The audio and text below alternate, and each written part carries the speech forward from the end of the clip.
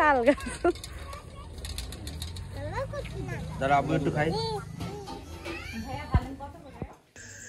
আসসালামু আলাইকুম আমার প্রিয় আপু ভাই আঙ্কেল আন্টিরা, কেমন আছেন সবাই? আশা করি যে যেখানে আছেন আল্লাহ পাকের রহমতে ভালো আছেন, সুস্থ আছেন। আলহামদুলিল্লাহ আমরাও ভালো আছি। এখন যে ভিডিওটি দেখতে পারছেন এটা হচ্ছে গত 15 তারিখের ভিডিও ফুটেজ এবং আমি ভয়েস ওভার দিচ্ছি 19 তারিখে। তো বেশ 3 দিন ধরে প্রায় ভিডিও আপলোড দিচ্ছি নে। আমার অনেক আপুরা আন্টিরা কমেন্ট বক্সে কমেন্ট করছেন বা ইমোতে হোয়াটসঅ্যাপে মেসেজ দিয়েছেন। তো আমি আসলে অন্য একটা জগতে ছিলাম এই 3টে দিন, যার কারণে আমি আপনাদের কোনো মেসেজের বা কমেন্টের উত্তর দিতে পারিনি। তার জন্য সবার কাছে ক্ষমা চাইছি প্রথমে। তো কেন দিতে পারিনি সেটা পুরো ভিডিওটি দেখেন বা শুনেন, তাহলে ইনশাল্লাহ জানতে পারবেন। তো 15 তারিখ সকালবেলা আমি দেখেন সকালবেলা ফুলকপি দিয়ে মাছ রান্না করে ঝটপট খেয়ে দিয়ে রেডি হয়ে চলে গেছিলাম রাফির মাদ্রাসায় ওকে নিয়ে। তো যাই হোক ওখান থেকেই ভিডিওটা শুরু করছিলাম মোট কথা।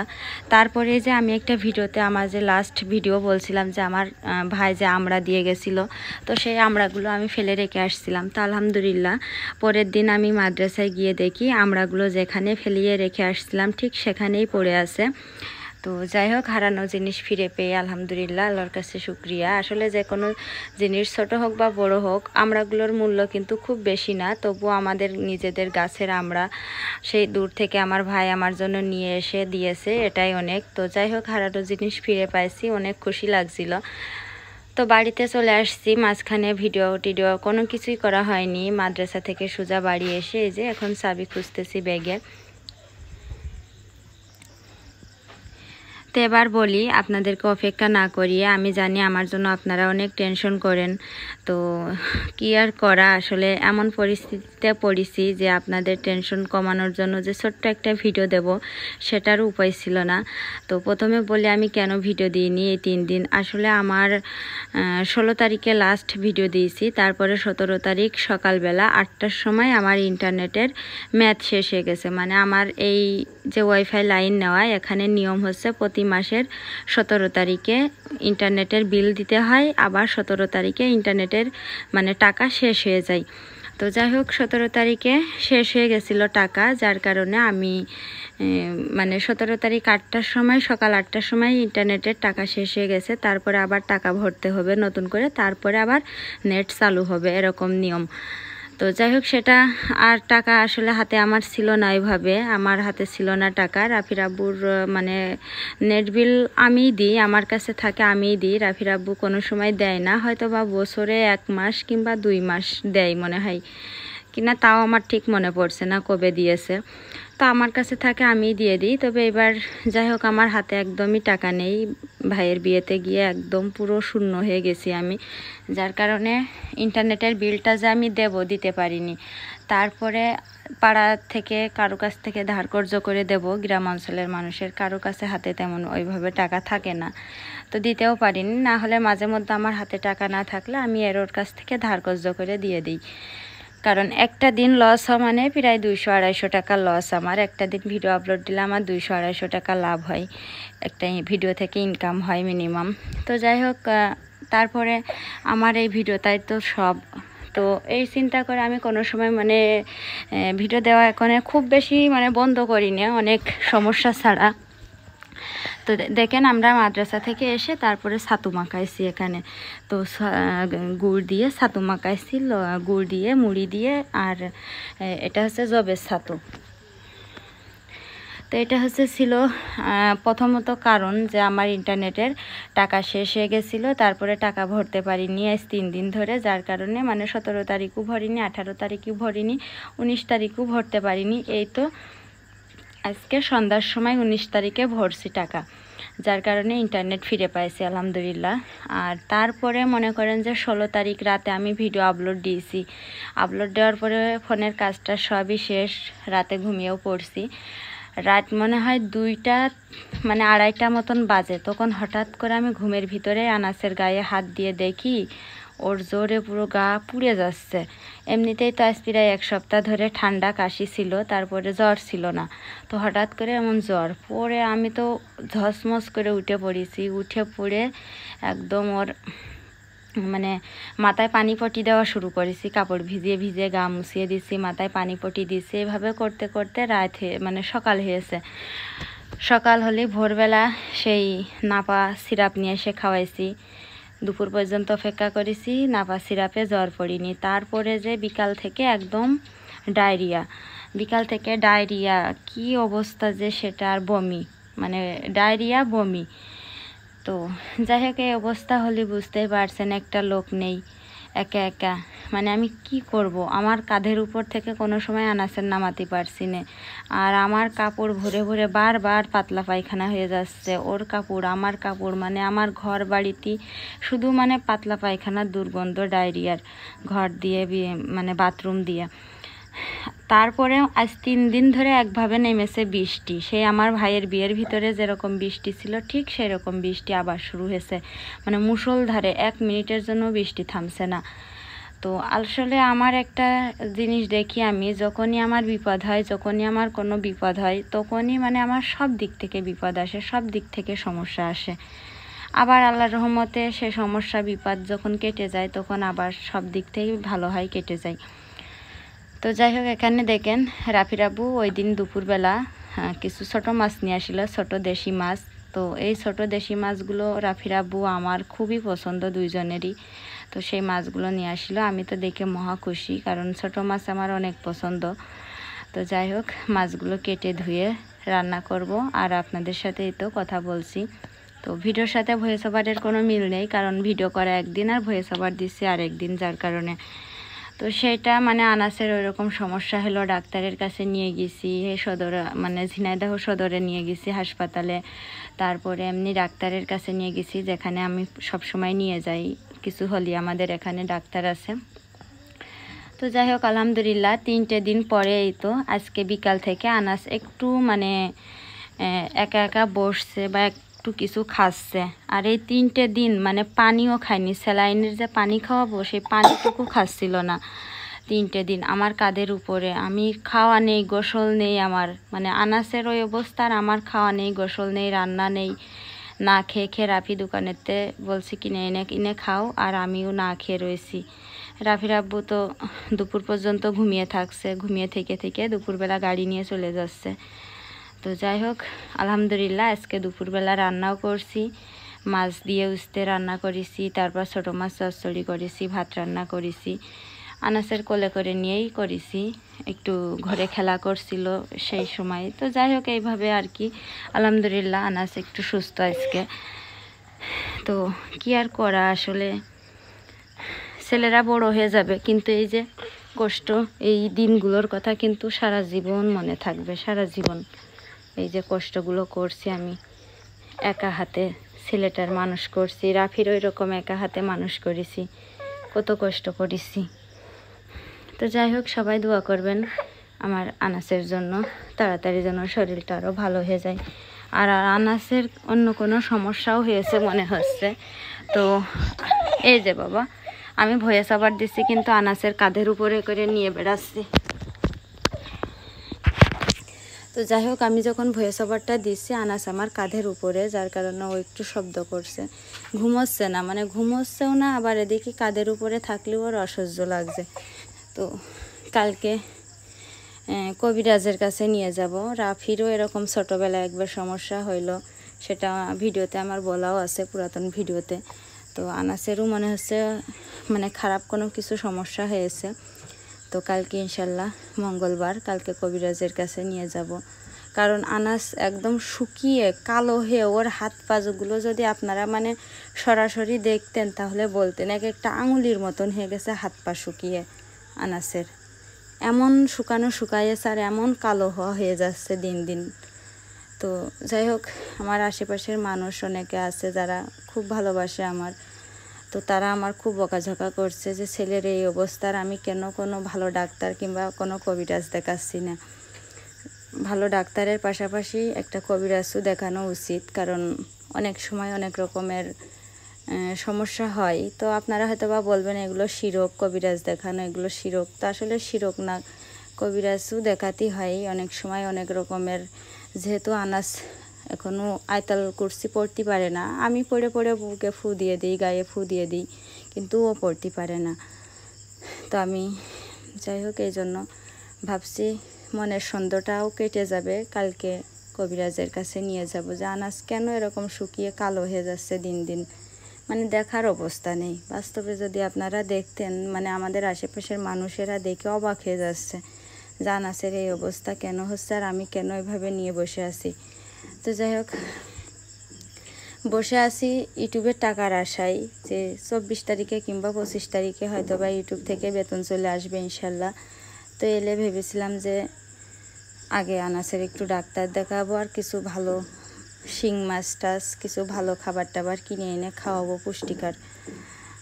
তো খাওয়ারও অভাব আনাসের অনেকটাই, কারণ রাফি বেশি একটা খাওয়া পছন্দ করে না, কিন্তু আনাস কিন্তু মাশাল্লাহ খাওয়া অনেক পছন্দ করে, কিন্তু সেই পরিমাণে মানে ওর খাওয়াতে পারি না। খেলে হয়তো বা শরীরটা একটু ভালো হতো, পুষ্টিকর খাবার যদি খাওয়াতে পারতাম।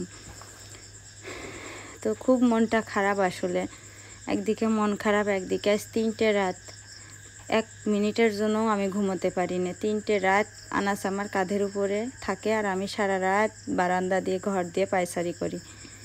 গতকালকে রাতে মনে হয় বাথরুমেই কাটাইছি, কারণ গতকাল রাতে আনাস 11 বার টয়লেটে গেছে, ডায়রিয়া হয়েছে 11 বার, বাথরুমেই কেটেছে গতকাল রাতে আমার। তো যাই হোক ভিডিও দেওয়ার কোনো ইচ্ছা ছিল না, কিন্তু ভিডিও না দিলেও তো উপায় নেই, কারণ আমার এখান থেকেই তো কয়টা টাকা আসে। এই জন্য মন অনেক শক্ত করে ভাবলাম যে যত কষ্টই হোক একটা ভিডিও আপলোড আমি দেবই। ইন্টারনেট ভরেছি টাকা খরচ করে আবার।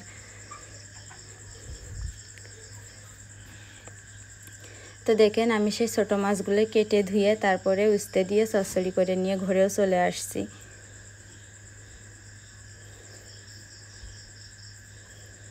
তো যাই হোক এই কারণে আসলে আমি ভিডিও আজ 2 দিন ধরে দিই না। তো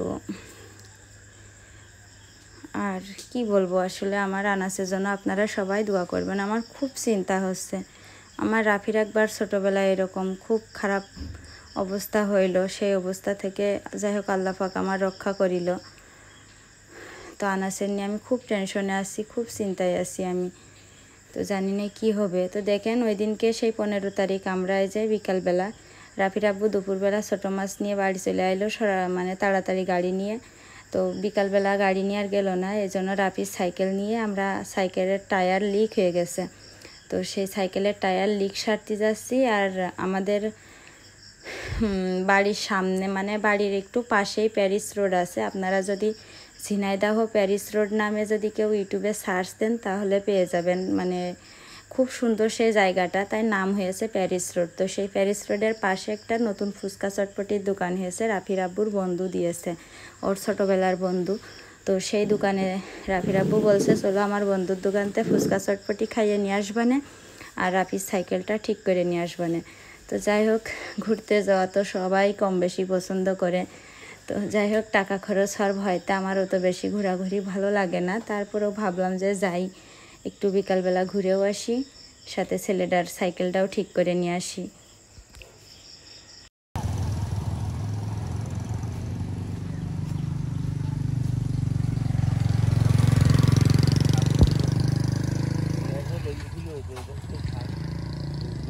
আমাকে জমিদারেরা খাবে না না।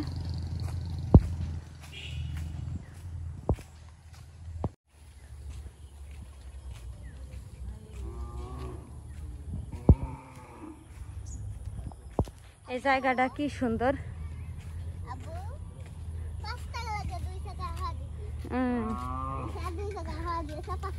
আছে তোমার কাছে 5 টাকা?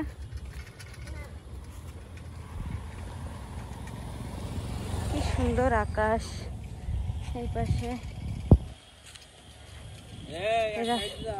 আব্বু এক পাশে হও।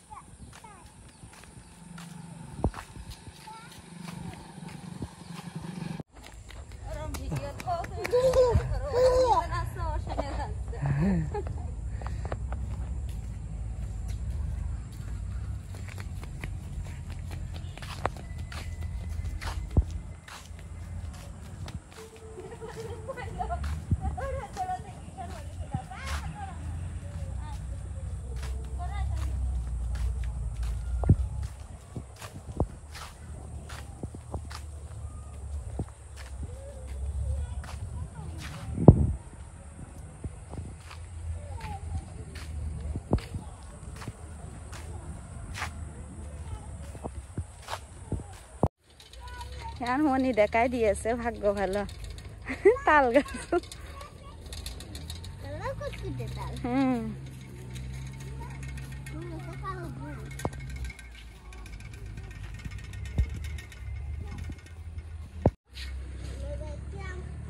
দেখেন কি সুন্দর দৃশ্য। আর এই যে যাও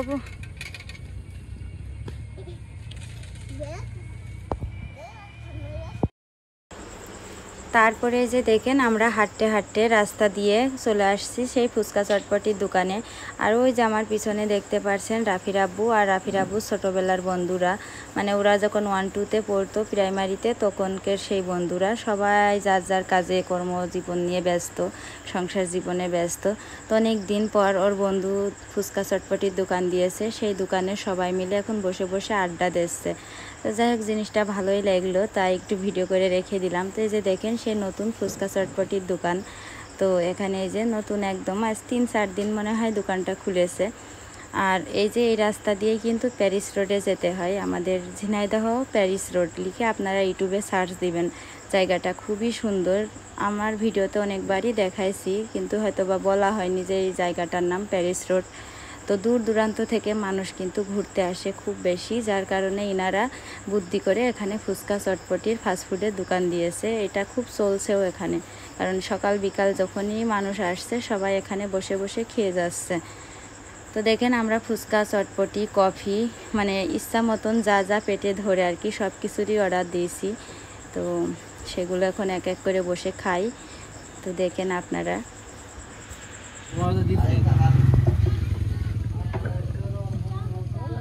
এটা খেয়ে পেট ভরে নাও, তারপর তুমি কফি খেয়ে নাও। এটা খেয়ে পেট ভরে নাও, তারপর কফি খেয়ে নাও পরে।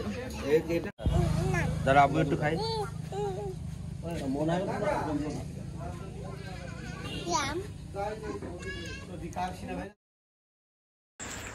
তো যাই হোক ওখানে খেয়ে দিয়ে তারপরে এই যে প্রায় সন্ধ্যা লেগে গেছে। তো আমরা আসার পথে একটা বাড়ি থেকে 2টা তাল নিলাম আবার। তো সেই তাল নিয়ে এই যে সন্ধ্যার সময় এখন হেঁটে হেঁটে বাড়ির দিকে যাচ্ছি। তো আনাস আবার দেখেন কানছে, ওই তাল দুটো ও নেবে, কিন্তু ওর থেকে তাল দুটোর ওজন বেশি। এইটা ওকে যে এত বুঝাচ্ছি যে তোমার থেকে তালের ওজন বেশি, তুমি নিতে পারবা না, ও কিছুতেই শুনছে না, সেই তাল দুটো ও নেবেই। তো যাই হোক তাল দুটো নিয়ে বাড়িতে যাব, তারপরে ফিরে আসছি আবার। তো দেখেন সেই বাড়ি আসলাম, বাড়ি এসে মুরগির খাতে দিয়েছি, পানি দিয়েছি, ছাগলের গোয়াল ঘরে উঠলাম, উঠোতেছে বৃষ্টি পড়ছিল, ভিজে গেছি একবারে। তো এসে ফ্যানের বাতাসে গাটা শুকিয়ে আনাসের ওই দেখেন ঘুম পাড়া দিয়েছি, ঘুম পাড়িয়ে দিয়ে তাল দুটো সেঁকতে আসলাম, কারণ তাল না সেঁকলি এই টুপি মাথায় নে টুপি মাথায় দিয়ে তাল ছেঁকে যদি না থুইতে কাল সকাল আসতে আসতে নষ্ট হয়ে যাবে না। দিনের বেলা তো আনাসের জন্য তাল ছেনতেও পারবো না। আর আল্লাহ তাল ছেনতেও তো মায়া করছে, আনাস রাস্তায় তাল নেওয়ার জন্য কিরাম করছিল।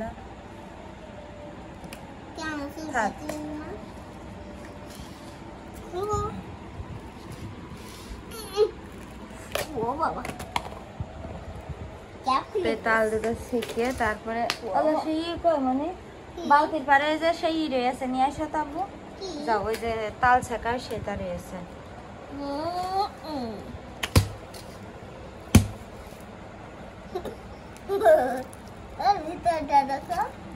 খুব মিষ্টি তাল।